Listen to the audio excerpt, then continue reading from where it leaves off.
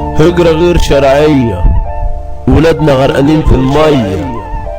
ما تبص يا بيه، بص يا عينيا، غرقانين في قلب المية. في اللي جه وفي اللي ما جاش، وكلهم يعني راحوا ببلاش. لا لازم اطلع واقول حقهم فين، ده ماتوا وغرقانين مش ثباتين، يا عين عليهم. ذنبهم ايه؟ اجمع كام جنيه امشي على ليبيا بيهم يا بيه، وارجع يا اما صاحي يا اما ميت يا اما غرقان. في الاخر ايه؟ ده مصر بلدنا يا جدعان، هنسيبها ونروح لفين؟ ده مصر ام الدنيا يا بني ادمين.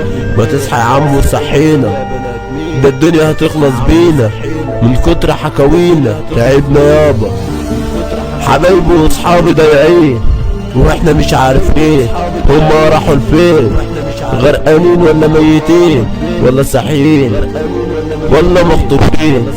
ما تنزل يا عم ودور عليهم معانا، وانت فاهم الكلام على مين؟ ياللي فاهم الكلام شير الفيديو كمان علشان يوصل لكل مكان، عشان نعرف اصحابنا راحوا لفين واخواتنا راحوا لفين، الغرقانين والصاحيين والميتين. عايزين نعرف هم اخواتنا فين. تعبت ياما، تعبت يابا من كلامي.